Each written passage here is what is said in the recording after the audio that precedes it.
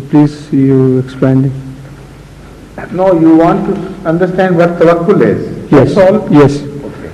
In both these. According to Ahmad sallallahu alayhi wa sallam, and the illustration he has given of tawakkul, all that you need to know has been said. Ahmad sallallahu alayhi wa sallam said that tawakkul is not this, that you leave the camel alone to go his way as he pleases and then trust Allah that the camel would not be lost.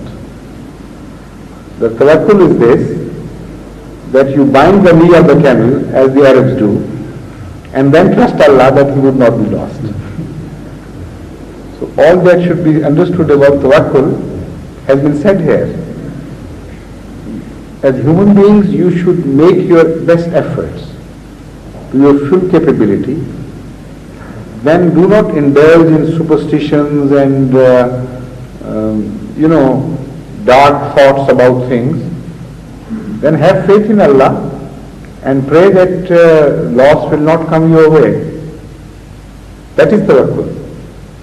And if then you lose things, the second part of tawakkul would be to be satisfied with whatever is done. You say, all you have to say is that I tell you today, what was in my power is done.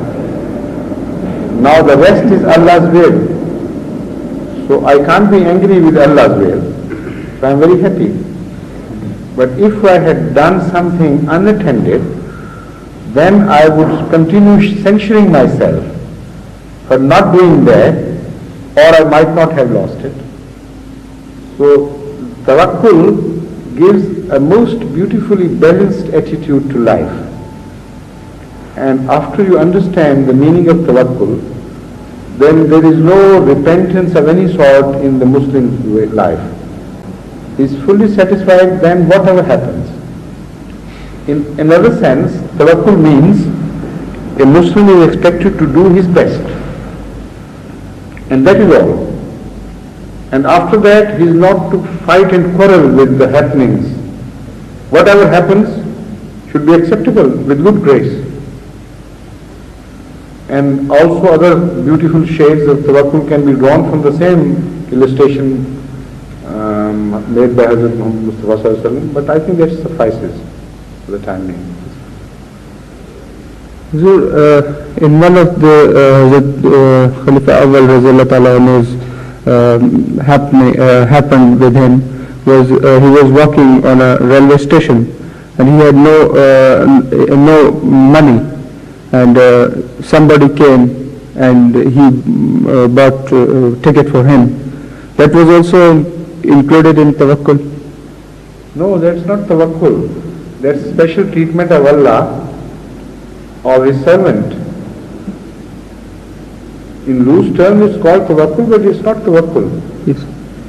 It is, he knew that Allah treated him specially in certain circumstances, and his past experience supported his view that if he took a journey for the sake of Allah, for a good cause, even if he did not have means for taking those journeys, Allah would help him out.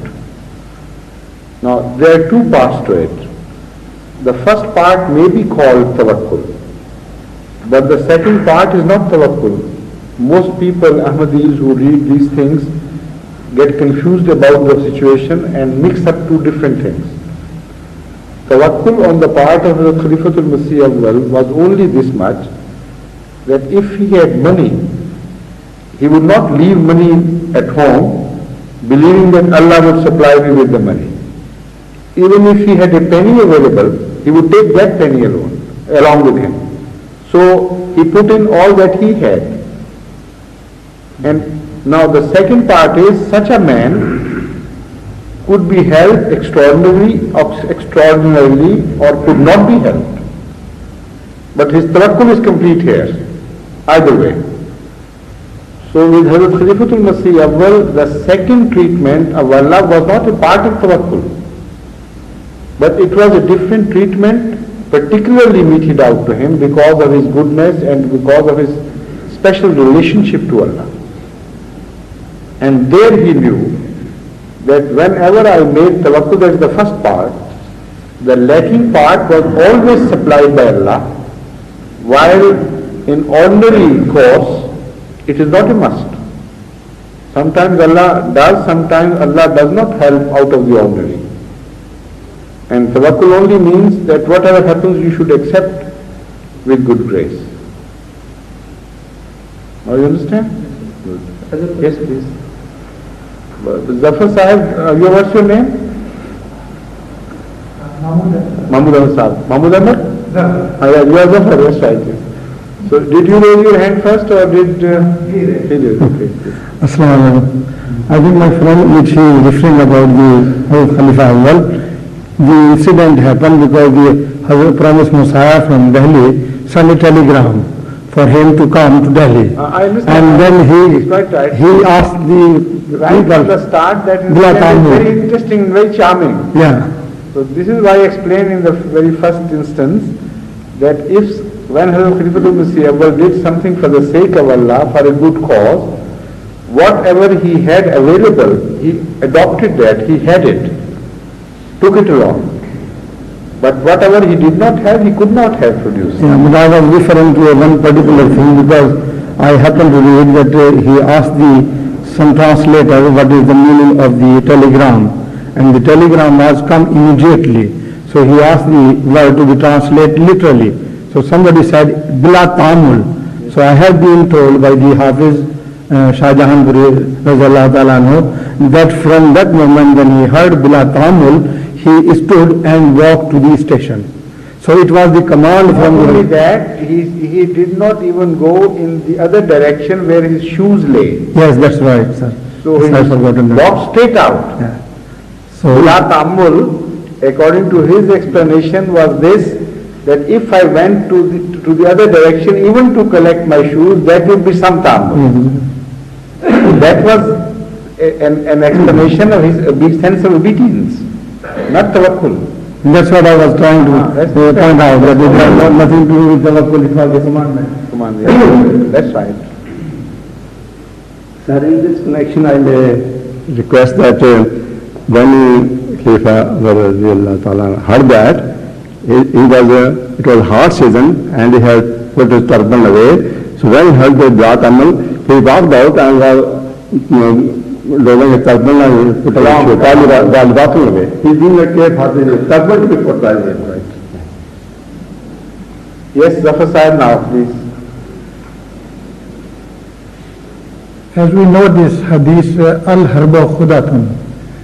In light of this hadith, at present time, the big nations, they are using this germ warfare and mustard gas. Are they justified to... Sorry? In accordance with this... In light of this hadith. In the light of this hadith? Yes. They are doing it? No, they are not doing, but should we accept this or not? I see. Now, you said it in a way that I was shocked. The fact is that this hadith has nothing to do whatsoever with what the Western people do. No, but in any way, khuda is not beastliness. First of all, you translate it correctly. Don't translate it like the telegram was translated to Hazrat Khalifatul Masih Awwal. That was very close anyway, but you are off the mark by a very wide margin when you translate this hadith in a sense that it could even be remotely applicable to the situation of germ warfare. There is not khuda. But in Urdu translation is always written ladai dhoka hai. That you can use any trick in warfare. This is wrong. This is totally wrong. Hazrat Rasul Kareem sallallahu alayhi wa sallam said something and acted upon what he said whenever the situation arose. This is the consistency of his character.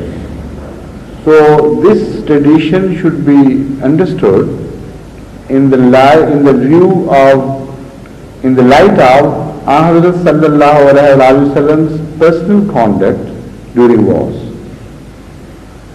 To whatever extent he